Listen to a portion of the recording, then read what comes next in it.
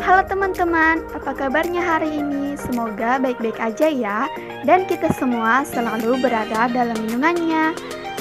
Dalam video kali ini, kita akan membahas tentang beberapa subtopik dari manajemen sarana dan prasarana serta manajemen personalia atau anggota, yaitu yang pertama pengertian sarana dan prasarana, yang kedua perencanaan sarana dan prasarana, yang ketiga tujuan dan manfaat perencanaan, yang keempat persyaratan perencanaan, yang kelima perencanaan pengadaan barang, yang keenam pengadaan sarana dan prasarana, yang ketujuh inventarisasi sarana dan prasarana, yang kedelapan pemeliharaan sarana dan prasarana,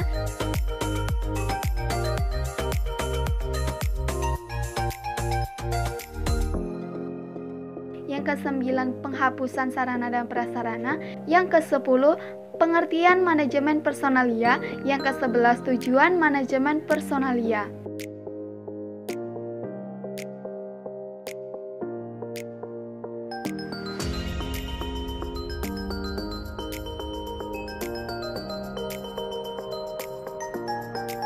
Pada kelompok kali ini kami terdiri dari 2 orang, yaitu Rahma Febriana Pratiwi dan Rati Meliana Sinaga.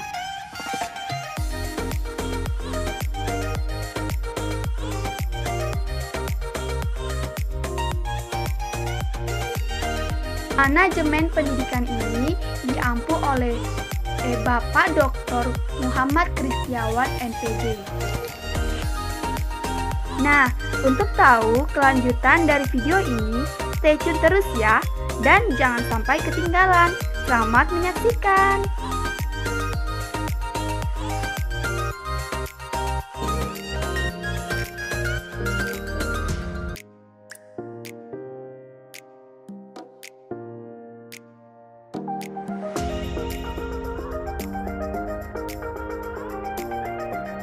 Menurut Darsini, tahun 2005, sarana adalah segala sesuatu yang dapat dipakai sebagai alat dalam mencapai makna dan tujuan.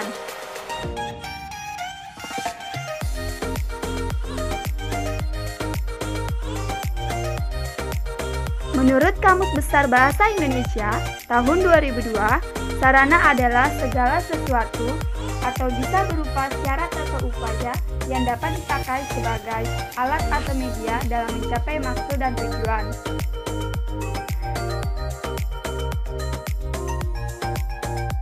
Manajemen sarana dan prasarana adalah suatu kegiatan bagaimana mengatur dan mengelola sarana dan prasarana pendidikan secara efektif dan efisien dalam rangka pencapaian tujuan yang telah ditetapkan menurut Baharudin tahun 2010. Menurut Mulyasa tahun 2005, manajemen sarana dan prasarana pendidikan bertugas mengatur dan menjaga sarana dan prasarana pendidikan agar dapat memberikan kontribusi secara optimal dan berarti pada jalannya proses pendidikan. Perencanaan sarana dan prasarana.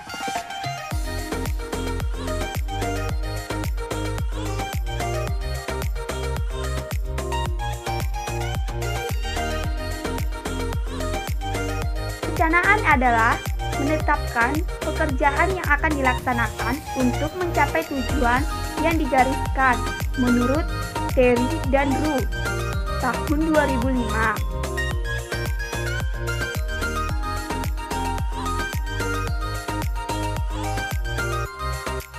Perencanaan adalah merupakan kegiatan pemikiran, penelitian, perhitungan, dan perumusan tindakan yang akan dilakukan di masa yang akan datang menurut Dwintara dan Sumarto tahun 2004.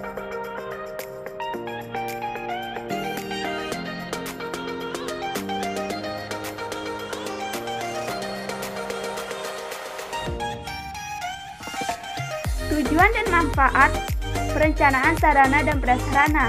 Tujuan diadakannya perencanaan sarana dan prasarana yang pertama, untuk menghindari terjadinya kesalahan dan kegagalan yang tidak diinginkan. Yang kedua, untuk meningkatkan efektivitas dan efisiensi dalam pelaksanaannya. Manfaat diadakannya perencanaan sarana dan prasarana. Yang pertama, dapat membantu dalam menentukan tujuan. Yang kedua, meletakkan dasar-dasar dan menentukan langkah-langkah yang akan dilakukan. Yang ketiga, menghilangkan ketidakpastian. Yang keempat, dapat dijadikan sebagai suatu pedoman atau dasar untuk melakukan pengawasan, pengendalian, dan bahkan juga penilaian agar nantinya kegiatan dapat berjalan secara efektif dan efisien. Persyaratan perencanaan sarana dan prasarana. Menurut Mulyasa tahun 2005, itu perencanaan pengadaan sarana dan prasarana pendidikan. Yang kedua, perencanaan harus jelas. Yang ketiga, berdasarkan atas kesepakatan dan keputusan bersama. Yang keempat, mengikuti pedoman standar jenis, kuantitas, dan kualitas sesuai dengan skala prioritas. Yang kelima, perencanaan pengadaan sesuai dengan plafon anggaran yang disediakan.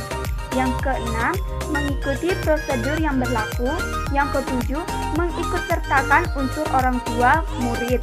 Yang kedelapan, fleksibel dan dapat menyesuaikan dengan keadaan. Yang kesembilan, dapat didasarkan pada jangka pendek, menengah, dan panjang.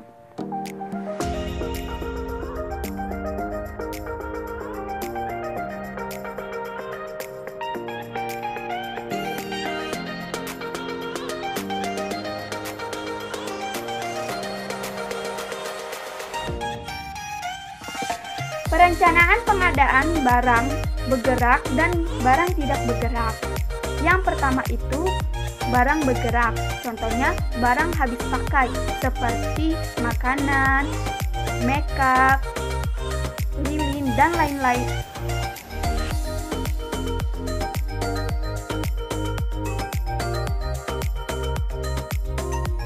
Yang kedua, barang tidak bergerak. Yang pertama ada bangunan dan tanah.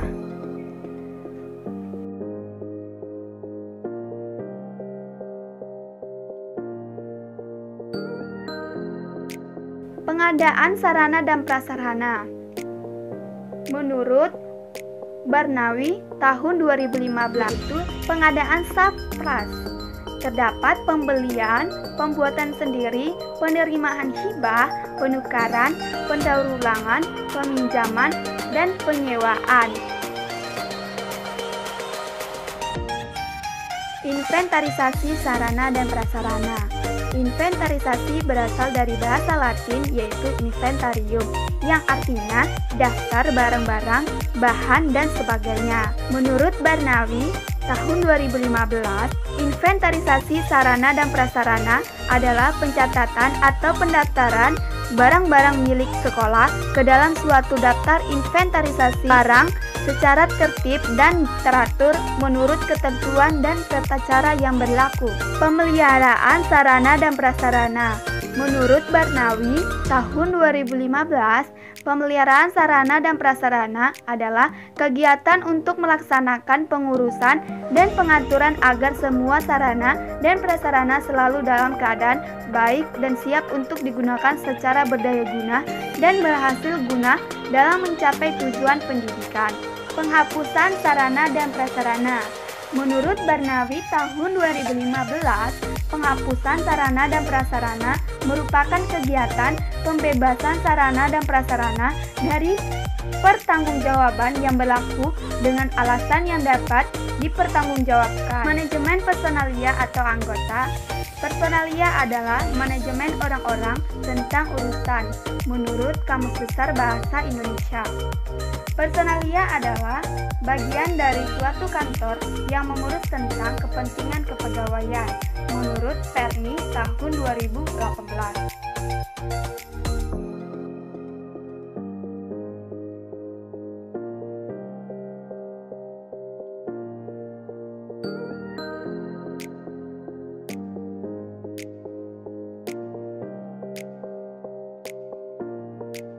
Tujuan manajemen personalia.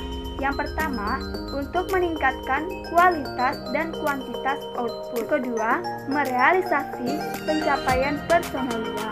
Yang ketiga, meningkatkan moral kerja dan penghasilan serta kesehatan dan keamanan. Yang keempat, untuk mengembangkan personalia. Nah, itu aja pembahasan dari manajemen sarana dan prasarana serta manajemen personalia atau anggota. Sekian dan terima kasih. Dan jangan lupa like, komen, subscribe, dan share ke teman-teman kalian. Dan sampai jumpa kembali di video-video pembelajaran selanjutnya. Terima kasih.